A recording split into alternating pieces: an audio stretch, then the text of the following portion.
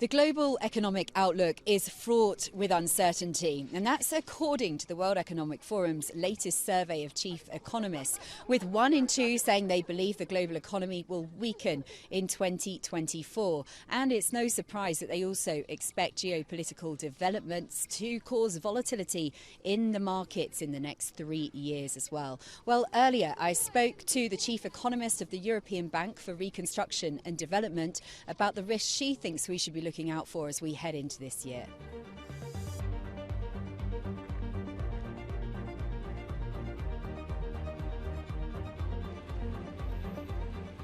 Which ones are the key economic risks that you're most concerned about?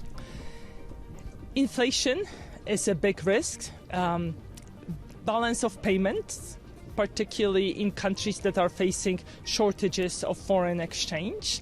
And, of course, high costs of government borrowing.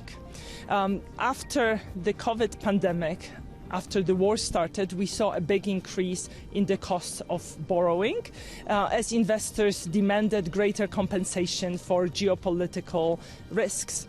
These costs have come down, but yet they are still substantial. And here in Davos at the World Economic Forum, of course, that's very high on the agenda, the global economy, inflation and the monetary policy path of central banks. How do you see central banks responding in 2024 in that fight to bring down inflation, mainly to those 2% targets? Well, the central banks continue to be very cautious. They don't want to prematurely declare victory over inflation. Yes, the headline inflation has gone down substantially. That is because globally the costs of energy, natural gas, oil, as well as cost of agricultural commodities are at the pre-war level. However, the core inflation remains substantial, and everybody understands that fighting core inflation is a lengthy and more painful process. Moreover, the war in the Middle East, and in particular disruptions to shipping, mean that there's always a danger of increase in energy prices that would fuel inflation. And that's something we saw, isn't it, in February 2022, as you said there, the Russia-Ukraine, the beginning of the conflict, and we saw that volatility in the oil markets, prices going sky high for oil, and that, of course, the detrimental to the impact on inflation. Do you think the conflict in the Middle East has the potential to produce that volatility in the commodities markets again in 2024? Well, it certainly has the potential to create more uncertainty, and should more countries get involved in the conflict, certainly volatility going up is something we would expect to see. And one of the other key themes at this World Economic Forum is artificial intelligence and rebuilding trust, of course. What impact do you see AI having on the global economy this year? I think the most immediate concern about the AI is this is a year where 70 countries have important elections.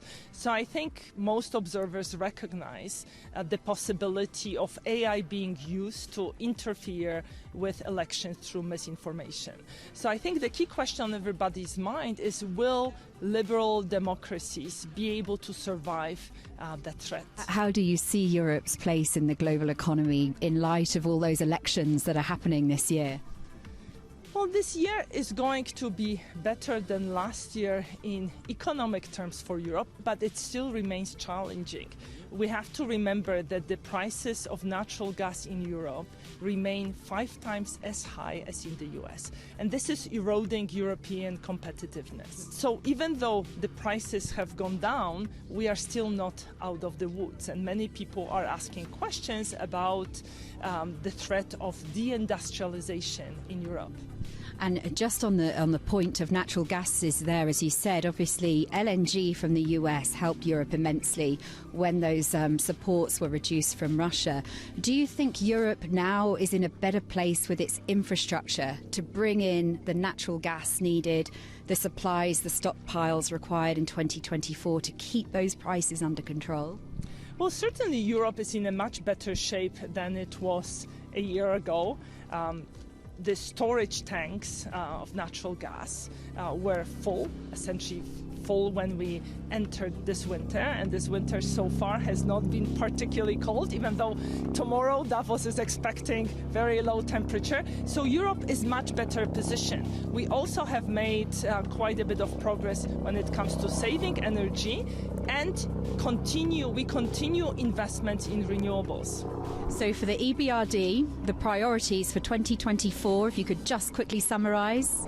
Our priority is to supporting green transition in our countries, and I'm happy to report that last year more than 50% of our investments were directed towards green economy.